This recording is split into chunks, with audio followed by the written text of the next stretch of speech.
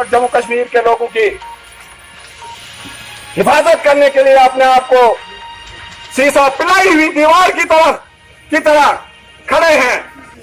ये कभी के लिए यहाँ जो बात कर रही है अपने लोगों के सामने, क्योंकि अभी वक्त भी मौजूद नहीं, सर्दी भी है, लेकिन उसके बावजूद हमने सोचा कि यहाँ से दो बातें करके यहाँ से आगे निकल जाए। मेरे भाइयों और दोस्तों, ये डीडीसी इलेक्शन क्या जरूरत पड़ी? एक एमएलए है, एक मिनिस्टर है, दो जगह से वो इलेक्शन लड़ रहा है बीजेपी की तरफ से।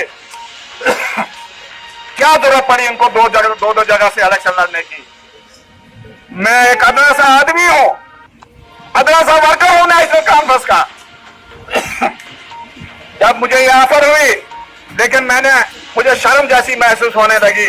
मैंने कहा ये 18 पंचायतों का इलेक्शन है, मुझे तो जो हमारे इंद्रवाल में 8 डीडीसीज हैं, मैंने कहा अगर मुझे ये कभी मौका देते हैं तो मैं तो एमएलए इलेक्शन लड़ने के लिए तैयार हूं।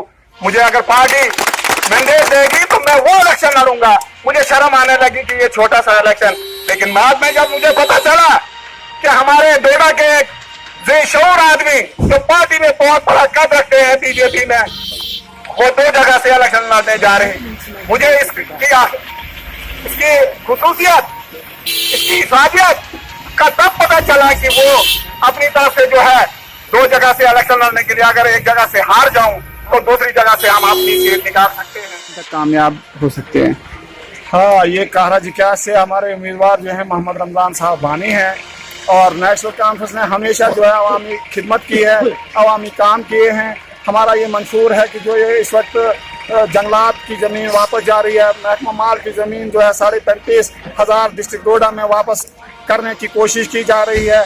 बाकी चीज़ें यहाँ मुलाजमतों के लिए जो नौजवान तबका है वो बेरोज़गार हो रहा है, क्योंकि बाहर वालों को यहाँ मुलाजमत करने के लिए 4th क्लास तक के लिए उनको इजाज़त दे दी है। इसलिए हमने बहुत सारी चीज़ों पे लड़ना है। उस लड़ाई में हमारे ये जो डीडीसी काहरा जिक्या से उम्मीदवार हैं वो मोहम्मद रमजान साहब बानी हैं, और इनको लोगों ने बाहरी अक्सरियत से जो है कामयाब करना है। और उसके बाद जब हम इस चीज़ पे उतरेंगे कि हमारे साथ लोग हैं, तो हम मजीद जो भी कार्रवाई होगी उसके लिए इंशाल्लाह तन मन धन से काम करेंगे और लोगों की जो है इंशाल्लाह उम्मीदों पर पूरा उतरेंगे। सर, गुपकार अलायंस जिला डोडा में कहीं देखने को नहीं मिला, इस पर क्या कहते हो आप? गुपकार अलायंस कश्मीर में तो 100% चल रहा है इस वक्त, वहाँ पर बाकी 0 हो रहे हैं, लेकिन यहाँ पर डिस्ट्रिक्ट डोडा में खालिद नजीब सोहरवर्दी साहब और अब्दुल मजीद वानी साहब एक स्टेज पर प्रेस कॉन्फ्रेंस दे रहे हैं। उनके कैंडिडेट जो हैं मरमत और गुंदना में जो है मुश्तरका तौर पर एक कैंडिडेट है। इसका मतलब यह है कि डिस्ट्रिक्ट डोडा में भी गुपकार अलायंस का असर हो रहा है। वो अलग चीज़ है कि यहाँ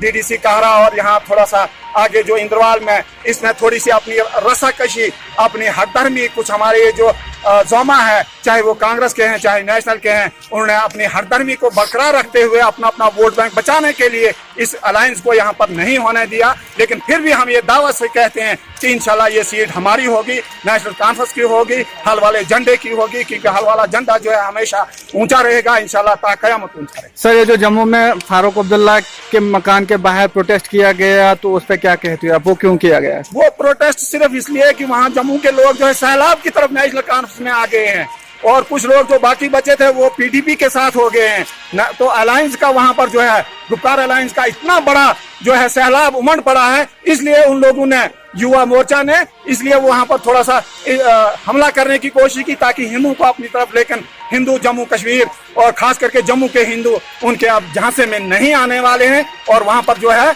इंशाल्लाह वहां पर भी हमारी जीत होगी। वहां पर भी अक्सरियत जो है हमारे चेयरमैन जो है जम्मू में हमारे बनेंगे गुपकार अलायंस। गुजर बकरवालों के साथ अगर बीजेपी होती तब होती, जब आसपा कांड हुआ था, वो गुजर बकरवालों की एक बच्ची थी, छोटी बच्ची थी, नाबालिग बच्ची थी।